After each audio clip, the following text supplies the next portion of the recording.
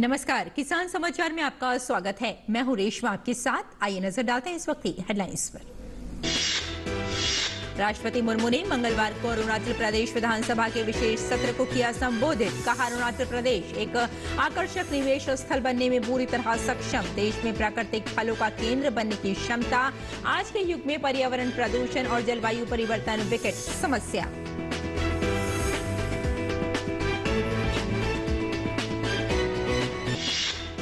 धान की खरीद सुचारू रूप से जारी। धान की खरीद 700 LMT के आंकड़े की हुई पार। 96 लाख से अधिक किसान हुए लाभान्वित।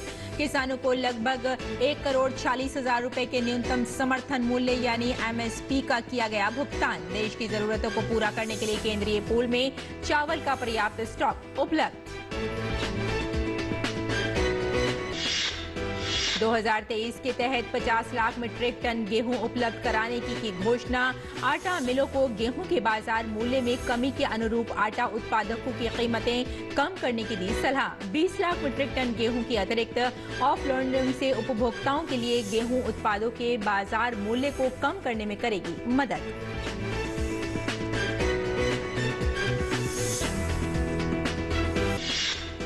मध्य प्रदेश के मुख्यमंत्री शिवराज सिंह चौहान ने की पंचायत एवं ग्रामीण विकास विभाग की समीक्षा। कहा, जनजातीय बहुल जिलों में प्राथमिकता से हो मनरेगा के काम।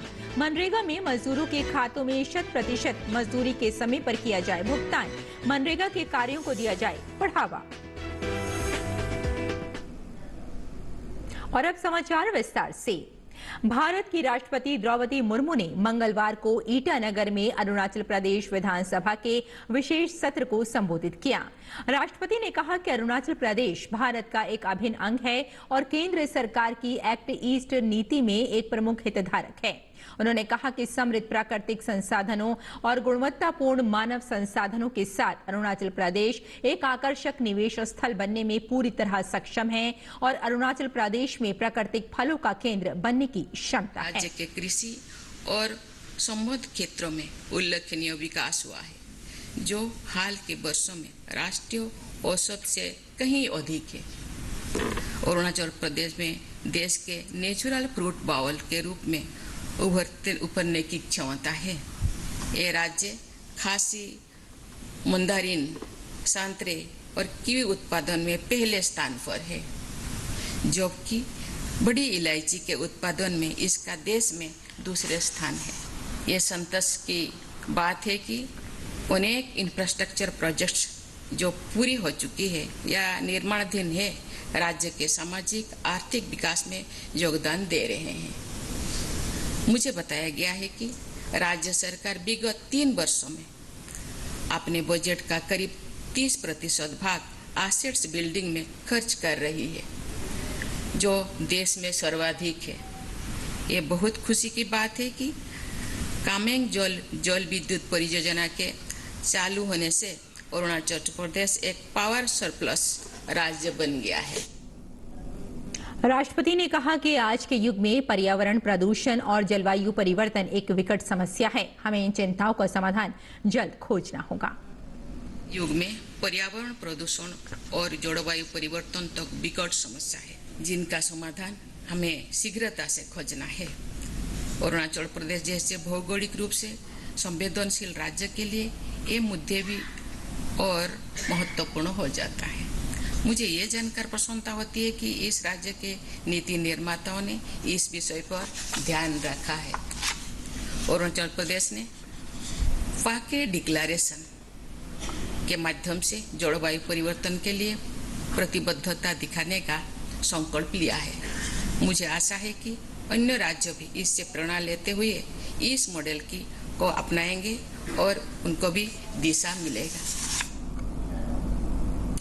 20 फरवरी 2023 तक कुल 702 LMT से अधिक धान की खरीद के साथ खरीफ फसल के लिए धान की खरीद सुचारू रूप से चल रही है। किसानों के खाते में 1,45,845,000 रुपए के सीधे भुगतान के साथ कुल 96 लाख से अधिक किसान पहले से ही लाभान्वित हो चुके हैं।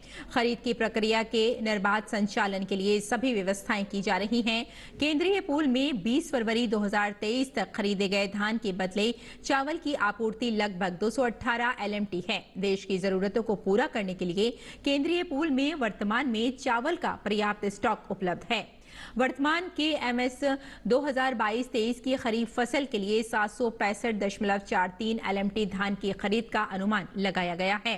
रबी फसल के लिए धान की अनुमानित खरीद को आगामी खाद्य सचिवों की बैठक में अंतिम रूप दिया जा रहा है।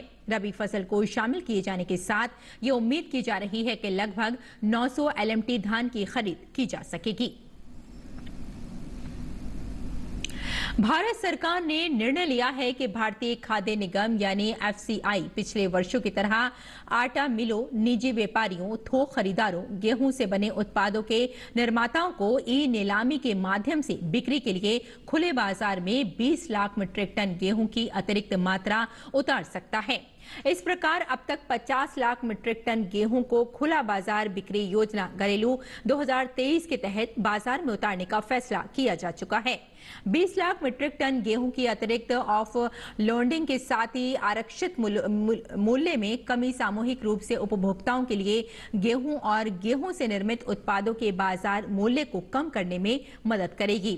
खाद्य एवं सार्वजनिक वितरण विभाग के सचिव ने खुला बाजार बिक्री योजना घरेलू के तहत आयोजित दूसरी नीलामी में स्टॉक उठाने की समीक्षा के लिए भारतीय खाद्य निगम और फ्लोर मिलर संघों, फेडरेशन, आटा एवं सूजी उत्पाद निर्माताओं के प्रतिनिधियों के साथ वीडियो कॉन्फ्रेंस के माध्यम से एक बैठक आयोजित की। इसके अलावा आटा मिलों को गेहूं के बाजार मूल्य में कमी के अनुरूप आटा तथा अन्य उत्पादों की कीमतें कम करने की सलाह दी गई है।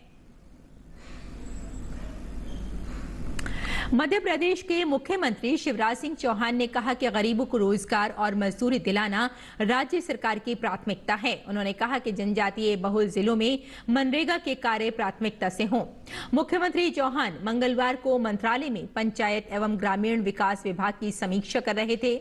मुख्यमंत्री ने कहा कि मनरेगा में मजदूरों के खातों में 100% मजदूरी का समय पर भुगतान किया जाए, जहां मजदूर आसानी से मिले। ऐसे जिलों में मनरेगा के कार्यों को बढ़ावा दिया जाए। उन्होंने कहा कि सड़क, तालाब और अधोसंरचना विकास के कार्य तेजी से पूरे किए जाएं। जरूरतमंद लोगों को कार्य मिले, रोजी रोटी देने के कार्य में कोई कमी नहीं रहे। प्रदेश में मनरेगा के कार्यों की ज्यादा आवश्यकता है। इसके लिए केंद्र सरकार से और अधिक राशि की मांग की जाए।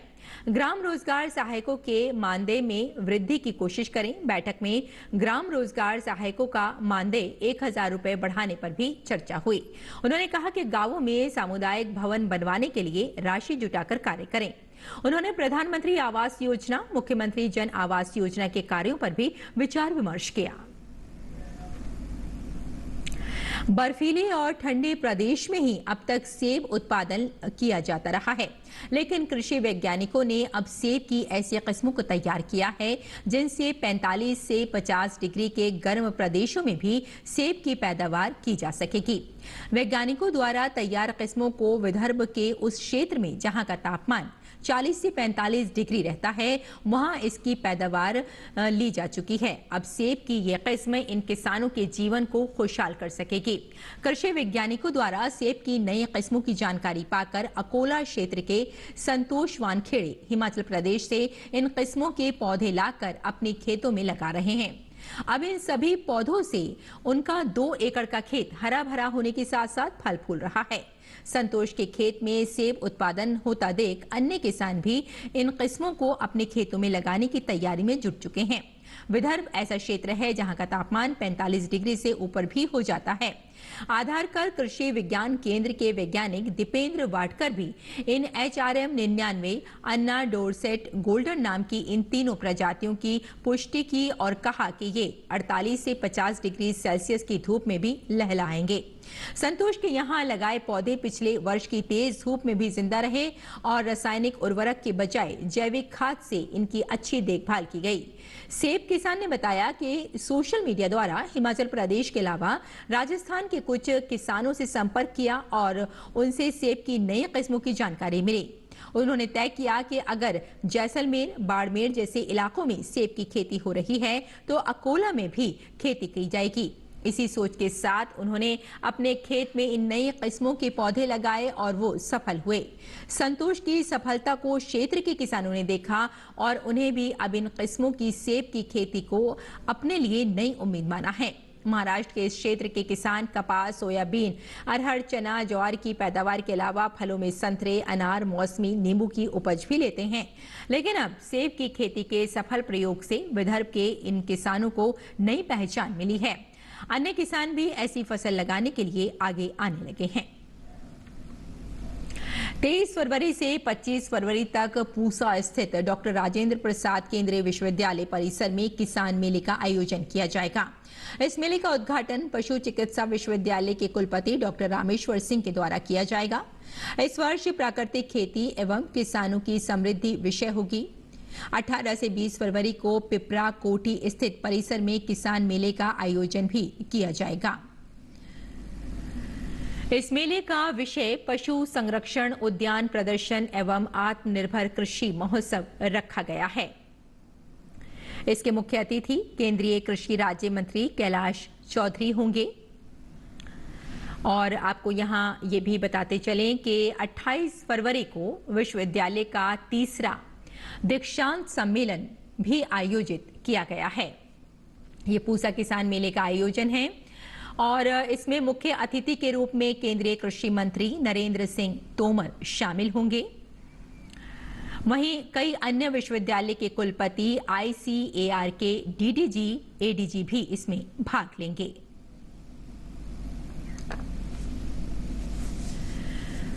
तो ये पूसा किसान मेले का आयोजन किया गया है और इसमें विश्वविद्यालय के कुलपति, ICAR के DDG और ADG भी इसमें भाग लेंगे।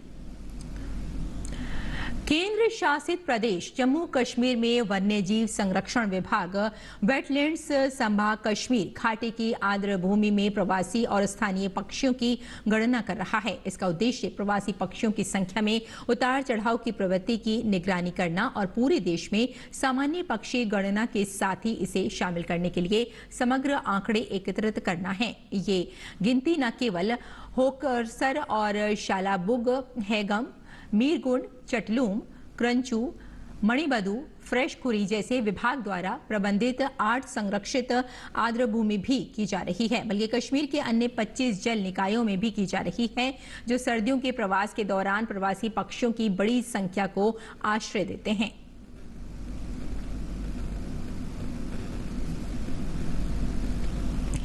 केंद्र सरकार की राष्ट्रीय बागवानी मिशन योजना आकांक्षी जिला कोरबा में ग्रामीण क्षेत्र की महिलाओं के लिए वरदान साबित हो रहा है।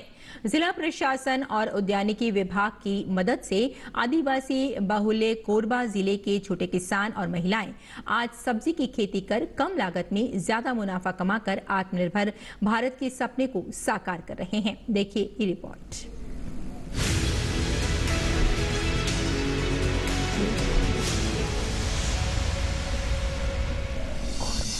सब्जी की खेती आज किसानों के लिए फायदे का कारोबार साबित हो रही है। जी हां, इसे प्रमाणित कर दिखाया है आदिवासी बाहुल्य आकांक्षी जिला कोरबा की महिलाओं और किसानों ने।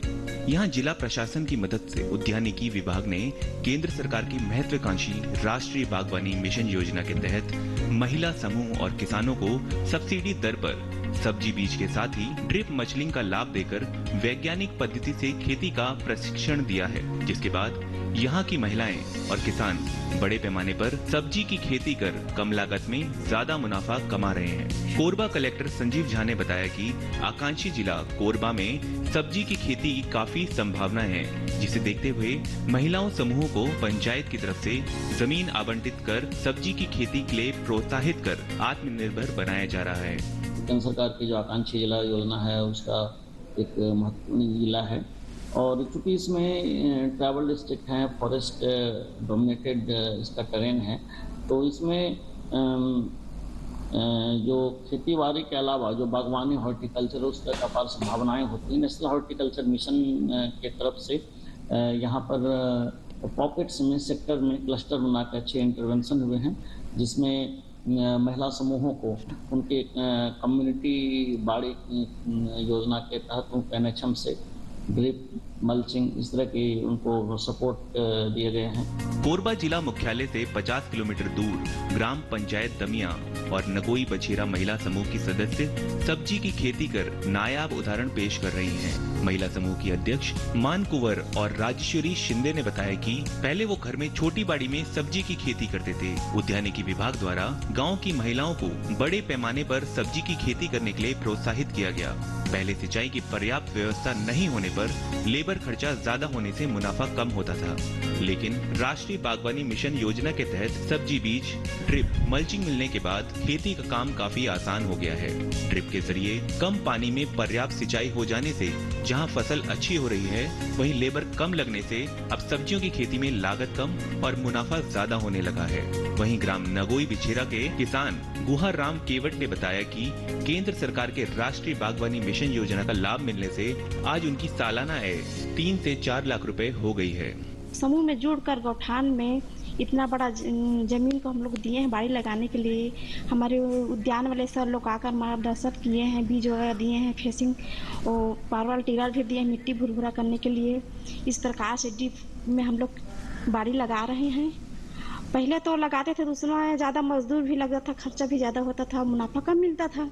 और जब से ड्रिप वाले हम लोग लगाए हैं तो लागत भी कम आता है, मुनाफा भी उसमें ज़्यादा मिलेगा। ऐसा करके हम लोग सोच रहे हैं। एक ड्रिप वाला बाड़ी लगावा करके हमारा बीज भी मिलिस और हमारे बहुत लाभ भी बताइन और आके हमारा समझाइन भी।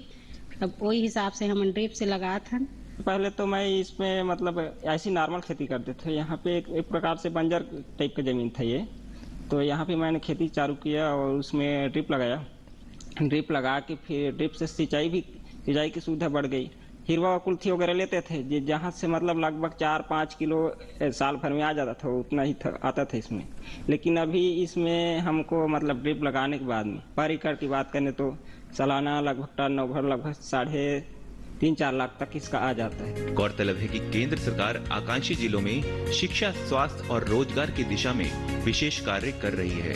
यही वजह है कि आज आदिवासी बाहुल्य आकांक्षी जिला कोरबा में जिला प्रशासन और उद्यानिकी विभाग की मेहनत रंग ला रही है। यहाँ किसानों के साथ ही महिला समूह की सदस्य सब्जी की खेती कर न केवल आत्मनिर्भर बन रही है, बल्कि दूसरी महिलाओं को जागरूक करने के लिए भी उदाहरण पेश कर रही है। कोरबा से विजय कुमार सिंह के साथ मनोज सिनोने की रिपोर्ट, डीडी न्यूज रायपुर।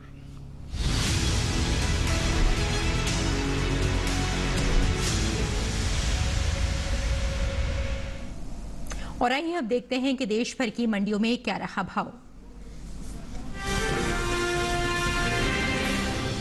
कपास की आवक इन दिनों सामान्य बनी हुई है। भाव पर नजर डालें तो राजकोट मंडी में कपास के सौदे मजबूती के साथ हुए, वहीं धोराजी और सूरतगढ़ मंडी में भाव नरम रहे, जबकि परकल मंडी में इस दौरान कपास के भाव में कोई बदलाव देखने को नहीं मिला। एगमार्क नेट के अनुसार गुजरात की धोराजी मंडी में 20 फरवरी को कपास का भाव रहा 8,030 रुपए।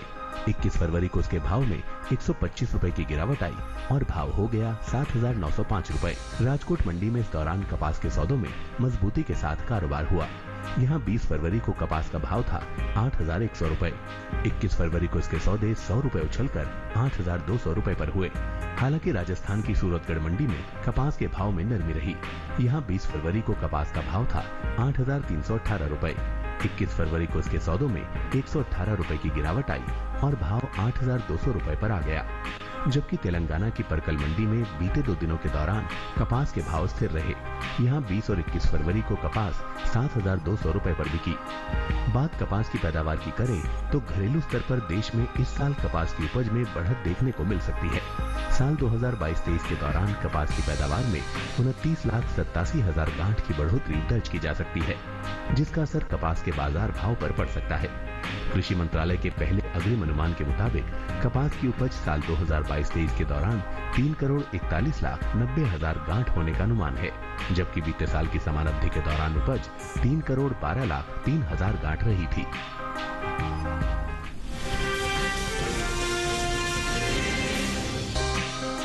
मंगलवार को कुछ मंडियों में तिल के सौदों में चमक आई तो कहीं स्थिर भाव पर हुई खरीद।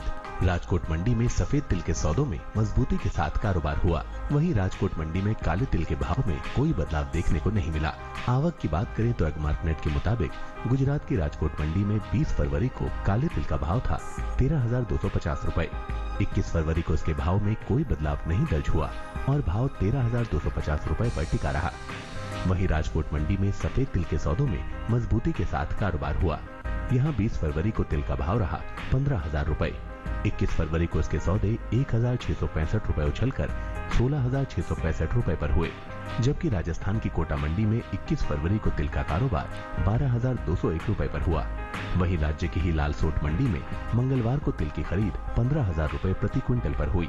तिल की बुआई पर नजर डालें तो बीते कुछ समय से आगे चल रही रबी तिल की बुआई में अब कुछ कमी देखने को मिली है। कृषि मंत्रालय की ओर से जारी ताजा आंकड़ों के अनुसार रबी तिल का क्षेत्रफल बीते साल के मुकाबले 2,000 हेक्टेयर पीछे चल रहा है। साल 2022-23 के दौरान रबी तिल की बुआई 51,000 हेक्टेयर में हो चुकी है, जबकि बीते साल इस दौरान रबी तिल की खेती 53,000 हेक्टेयर में हुई थी।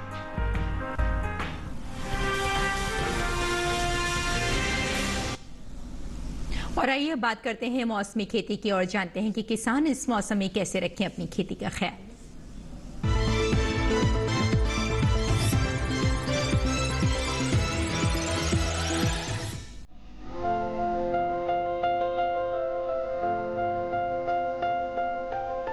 अरुणाचल प्रदेश में अदरक की खुदाई करें। किसान आलू के खेत में निराई कर ले। आलू के खेत की देखभाल करते रहें। आलू में कीट लगने की आशंका है, ऐसे में कृषि विशेषज्ञों की सलाह से आलू में कीटनाशक का इस्तेमाल करते रहें। साथ ही फूल गोभी की कटाई कर सकते हैं। वहीं किसान फूल गोभी की खेत से जल निकासी का उचित प्रबंध कर ले। इसके अलावा संतरे के बागों से पानी की निकासी की व्यवस्था करें। अभी संतरे की तोड़ाई कर सकते हैं। यही धान की कटाई कर ले। इस समय मटर में कीट लगने की संभावना बनी हुई है, ऐसे में मटर में कीटों से बचाव के लिए कीटनाशक छिड़कें। असम में धान के खेत में निराई कर ले। किसान धान के खेत से खरपतवार निकालें। धान की रोपाई भी करें। यहाँ केले की रोपाई के लिए खेत तैयार कर सकते हैं। असम में टमाटर के खेत की देखभाल करें। इसके साथ ही आलू के खेत की देखभाल करते रहें। अभी मूंग की खेती के लिए खेत तैयार करें। इसी तरह उड़द की खेती के लिए खेत तैयार कर सकते हैं। वहाँ नारियल की बुआई के लिए समय उपयुक्त है। असम में सरसों के खेत में सिंचाई करते रहें। इसके अलावा भिंडी की खेती के लिए खेत तैयार कर ले। इस समय फूल गोभी की कटाई कर सकते हैं। साथ ही किसान पत्ता गोभी की भी कटाई करें।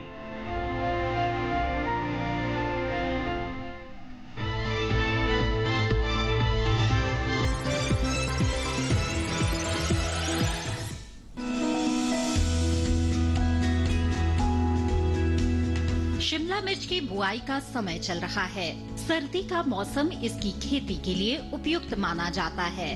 वैसे शेड में 12 महीने इसकी खेती की जा सकती है। इसकी खेती के लिए सबसे पहले नर्सरी लगाई जाती है।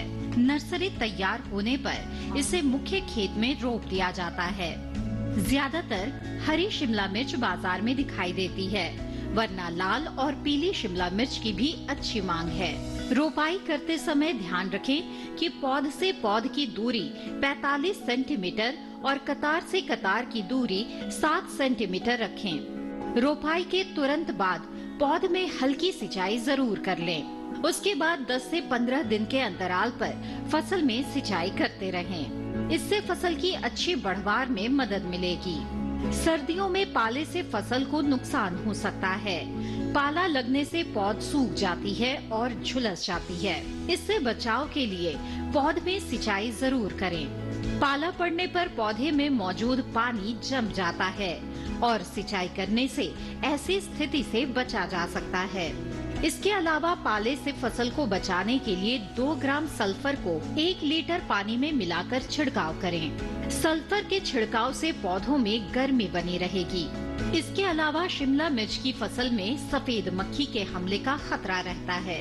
इससे बचाव के लिए दवा का छिड़काव विशेषज्ञ की सलाह से ही करें। इसके अलावा सफेद मक्खी से बचाव के लिए नेट हाउस में शिमला मिर्च की रोपाई करना बेहतर रहता है।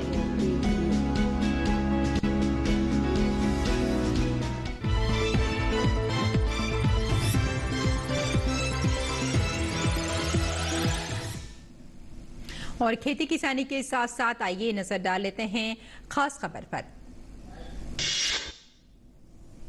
दिल्ली सरकार की नई आबकारी नीति में कथित घोटाले के बाद अब जासूसी के मामले को लेकर दिल्ली के उप मुख्यमंत्री मनीष सिसोदिया की मुश्किलें बढ़ सकती हैं। ताजा मामले में गृह मंत्रालय ने जासूसी मामले में दिल्ली के उप मुख्यमंत्री मनीष सिसोदिया के खिलाफ केस दर्ज करने की मंजूरी दे दी है। सीबीआई जांच में केजरीवाल सरकार पर भाजपा नेताओं की जासूसी के आरोप लगे हैं।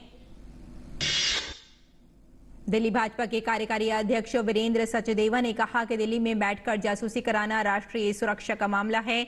उन्होंने कहा कि सीबीआई दिल्ली के उप मुख्यमंत्री मनीष सिसोदिया को तुरंत गिरफ्तार करे और इस मामले के तह तक जाए। पाकिस्तान और कनाडा सहित विदेशों में बैठे आतंकवादी और तस्करों के साथ मिलकर देश में आतंक और लूट फैलाने वाले गैंगस्टरों के खिलाफ राष्ट्रीय जांच एजेंसी ने कल बड़ी कार्रवाई की। एनआईए की टीमों ने कल 8 राज्यों के 76 जगहों पर एक साथ छापेमारी की। छापेमारी में 2 करोड़ 30 लाख रुपए नकद के साथ साथ बड़ी मात्रा में हथियार और गोला बारूद बरामद किया गया है। मेघालय के मुख्य निर्वाचन अधिकारी FR खारकोगोर ने कहा कि राज्य में होने वाले विधानसभा चुनाव के लिए तैयारियां जोरों पर हैं। चुनाव के दौरान कानूनी व्यवस्था बनाए रखने के लिए 119 कंपनियों को तैनात किया गया है। कल एक उम्मीदवार की मृत्यु होने के कारण राज्य की 59 सीट पर ही चुनाव होगा। एयर इंडिया की न्यूयॉर्क से दिल्ली आ रहे विमान में तकनीकी खराबी आने के कारण स्टॉकहोम एयरपोर्ट पर इमरजेंसी लैंडिंग करवानी पड़ी। एयर इंडिया के बोइंग 777 प्लेन के एक इंजन में अचानक से ऑयल लीक होने लगा। इसके बाद आनन फानन में विमान की आपातकालीन लैंडिंग कराई गई। विमान में 300 यात्री सवार थे। राजस्थान में जयपुर अजमेर हाईवे पर मंगलवार दोपहर हुए भीषण हादसे में 4 लोगों की मौत हो गई। यह हादसा जयपुर जिले के दूदू स्थित गैजी मोड़ के पास हुआ। हादसे में मारे गए चारों लोग पड़ासोली गांव के रहने वाले थे। ये दुर्घटना तब हुई जब सड़क किनारे खड़े चारों युवकों को एक ट्रेलर ने टक्कर मार दी। उत्तर प्रदेश में कोतवाली हाथरस गेट क्षेत्र में आधी रात को मैक्स और ट्रैक्टर में भिड़ंत हो गई। हादसे में 4 लोगों की मौके पर ही मौत हो गई और 10 लोग बुरी तरह से घायल हो गए। हादसे के बाद मौके पर पहुंची पुलिस ने सभी को जिला अस्पताल पहुंचा दिया। स्वास्थ्य और परिवार कल्याण मंत्री डॉक्टर मनसुख मंडाविया ने मंगलवार को WHO की इंटीग्रेटेड पीपल सेंटर्ड आई केयर पर उच्च स्तरीय बैठक को संबोधित किया। इस दौरान स्वास्थ्य मंत्री ने दृष्टि दोष के बोझ को कम करने और नवीनतम प्रौद्योगिकी और नवाचार के उपयोग के साथ उच्च गुणवत्ता और व्यापक नेत्र स्वास्थ्य तक समान पहुंच सुनिश्चित करने के लिए सामूहिक प्रयास की आवश्यकता पर जोर दिया। रेलवे आगामी 5 अप्रैल से भारत गौरव पर्यटक ट्रेन के साथ लखनऊ से गुरु कृपा यात्रा शुरू करेगा। 11 दिनों की इस यात्रा के दौरान तीर्थ यात्री 5 पवित्र तख्तों सहित सिख धर्म के प्रमुख धार्मिक स्थलों की यात्रा कर सकेंगे। दिल्ली में मौसम का मिजाज बार बार बदल रहा है। इन दिनों दोपहर में तेज गर्मी हो रही है, लेकिन सुबह कोहरा भी नजर आ रहा है और साथ ही ठंडक भी महसूस की जा रही है। जहां लोगों को फरवरी में मार्च अप्रैल जैसी गर्मी का एहसास हो रहा है, वहीं सुबह सुबह कोहरा या धुंध की सफेद चादर देखने को मिल रही है। तो किसान समाचार में फिलहाल इतना ही। अनुमति दें। नमस्कार।